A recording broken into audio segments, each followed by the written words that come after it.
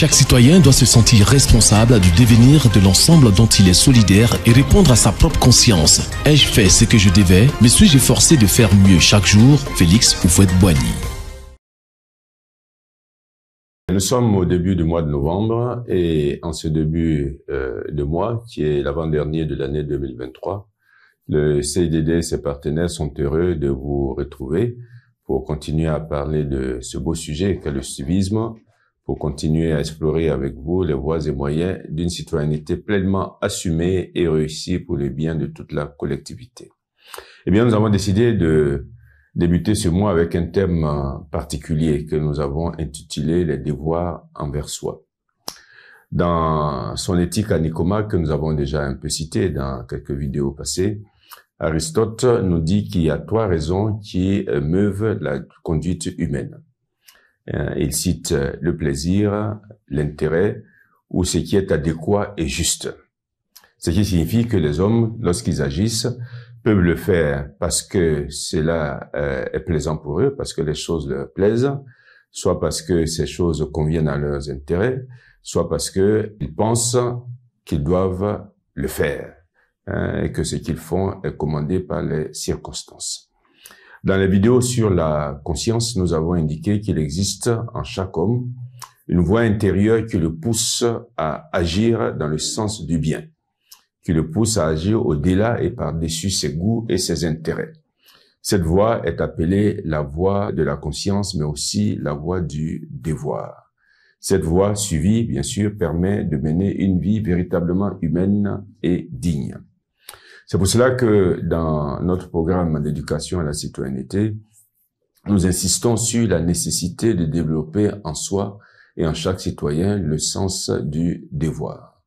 Parce qu'il est absolument nécessaire pour la vie et la survie de la cité de s'efforcer d'acquérir ce sens spontané de ce qu'il faut faire à chaque moment pour le bien des autres et le bien de la communauté. Cette voie du devoir nous appelle également à accomplir nos devoirs envers nous-mêmes. En effet, chaque personne, chaque citoyen a non seulement le droit, mais aussi le devoir de se garder en bonne santé physique et spirituelle. Le droit et le devoir de se développer comme personne.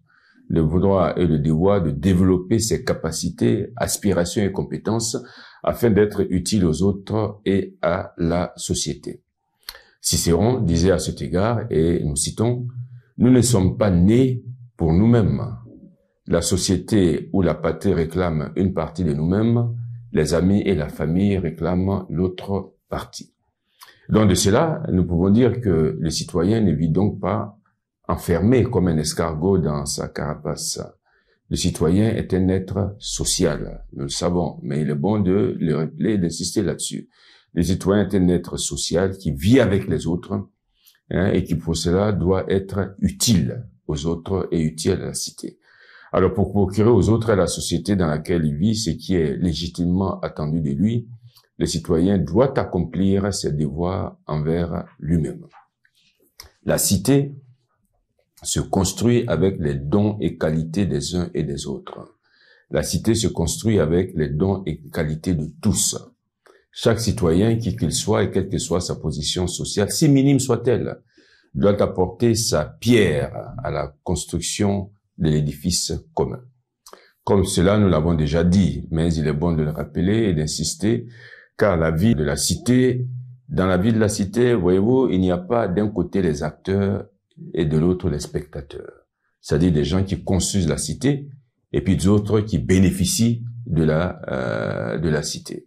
Tous, nous sommes artisans de notre devenir commun ou malheureusement de notre ruine et destruction commune. Cela, il est bon de ne jamais l'oublier. Mais le développement des qualités et dons doit suivre certaines règles afin que ce développement ne nuise pas aux autres et à la communauté. Et la semaine prochaine, nous donnerons quelques pistes à cet égard.